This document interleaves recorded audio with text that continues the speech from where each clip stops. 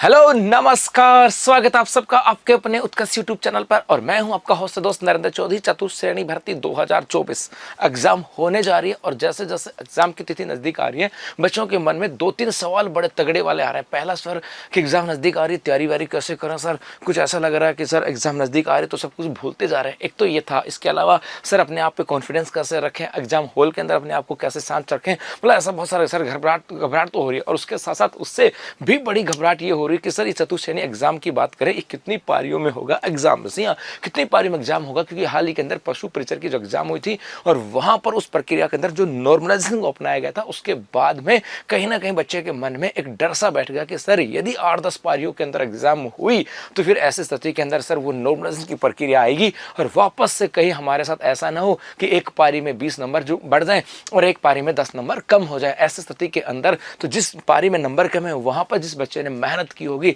Sir उसके साथ तो बड़ा न्याय हो जाएगा। तो मेरे भाई इसी की बात हम लोग करने वाले हैं कि कितने पारियों में एग्जाम होने वाली है और इसको लेकर के क्या जो बोर्ड है या जो इसकी नोडल एजेंसी है वो इसके बारे में क्या कहने जा रही है। जी हाँ, यहां से हम बात करें तो यहाँ पर आते हैं सचिव है राजस्थान कर्मचारी चयन बोर्ड के, जिनका नाम है डॉक्टर भागचंद बधाल। जी हाँ, डॉक्टर भागचंद बधाल जो कि राजस्थान कर्मचारी चयन बोर्ड के सचिव है, उनके द्वारा एक स्टेटमेंट जारी किया गया कि 6 से 8 पारियों में होगी परीक्षा। जी हाँ, उन्होंने कह दिया कि 6 से 8 पारियों में आपकी एग्जाम होने जा रही है और परीक्षा की तैयारियां शुरू कर दी गई है। उन्होंने कहा कि हमने एग्जाम की तैयारियां तो शुरू कर दी हैं और प्रदेश में परीक्षा केंद्रों की उपलब्धता के आधार पर एक पारी में 3.25 लाख से लेकर के 3.5 लाख अभ्यर्थियों की ही परीक्षा करवा सकते हैं। उन्होंने कहा कि भैया इस समय यदि हम राजस्थान के अंदर जिला स्तर के ऊपर भी एग्जाम करवाते हैं और उन जिला स्तर के एग्जाम के ऊपर हमारे पास जो एग्जाम केंद्र हैं यदि वहां पर एग्जाम करवाते हैं पूरी स्ट्रेंथ के साथ कि एक भी सीट खाली न रहे तो हम मैक्सिमम 3.5 लाख बच्चों के एग्जाम करवा सकते हैं।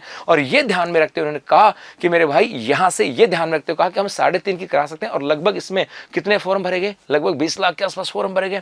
तो ऐसी स्थिति के अंदर 6 से 7 पारियों में तो मामला जाएगा। तो कहा कि इसको देखते हुए चतुर्थ श्रेणी कर्मचारियों की भर्ती 6 से लेकर के 8 पारियों में हो सकती है क्योंकि लगभग 20 लाख के आसपास फॉर्म है और हम एक साथ तो सब 3.5 लाख मैक्सिमम करवा सकते हैं। वो भी तब है जब हम अपने संसाधनों का फुली यूटिलाइज करें। यदि एक सेंटर भी छोड़ दिया तो नंबर ऑफ जो कैंडिडेट बैठ सकते हैं वो कम हो जाएंगे। तो 6 से 8 पारियों में होने जा रही है। अगर 8 पारियों में परीक्षा हुई तो 19, 20, 21 के बाद 22 सितंबर को भी परीक्षा आयोजित करवाई जाएगी। कह दिया कि भैया आयोजित हुई तो 19, 20 और 21 के बाद 22 सितंबर को भी परीक्षा का आयोजन किया जाएगा, ये भी कहा। और वेबसाइट में कोई खामी नहीं थी, आखिरी समय तक भी खूब आयोजन हुए, इसलिए अंतिम तिथि नहीं बढ़ेगी। उन्होंने कहा कि कोई अंतिम तिथि बढ़ेगी नहीं, लेकिन उन्होंने ये कह दिया कि 6 से 8 पारियों में एग्जाम होने जा रही है। अब आप सोच रहे होंगे सर यहाँ पे तो फिर वो जो नॉर्मलाइजेशन की बात करें ना, नॉर्मलाइजेशन ये तो मार के जाएगा। मेरे भाई आपको याद हो अभी कर्मचारी चयन बोर्ड के जो अध्यक्ष थे, कर्मचारी चयन बोर्ड के अध्यक्ष की बात करें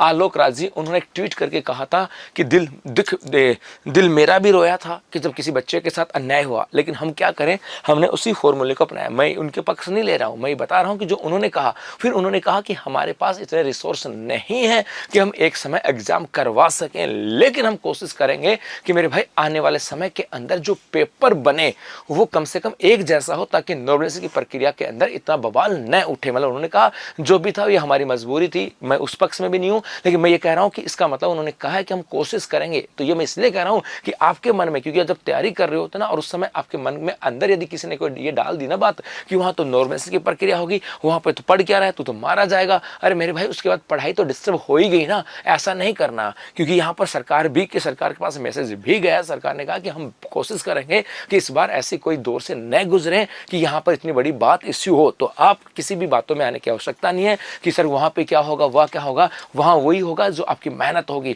उनकी एक प्रक्रिया गलत हो सकती है, बार बार ऐसी प्रक्रिया गलत होंगी इसकी कोई गारंटी नहीं है। तो बस आप अपनी मेहनत करते रहे, अपनी पढ़ाई को करते रहेगा, अपनी तैयारी पे भरोसा रखो क्योंकि इस बार सिलेक्शन लेना है और ये राजस्थान के इतिहास की सबसे बड़ी भर्ती है। मौका चूक गए ना तो काफी समय के बाद ऐसा मौका मिलेगा कि 6 साल के बाद ऐसे एग्जाम होने जा रही है। तो किसी भी बातों में, किसी अफवाह में आने की आवश्यकता नहीं है, बस अपनी मेहनत के ऊपर विश्वास रखो। धन्यवाद।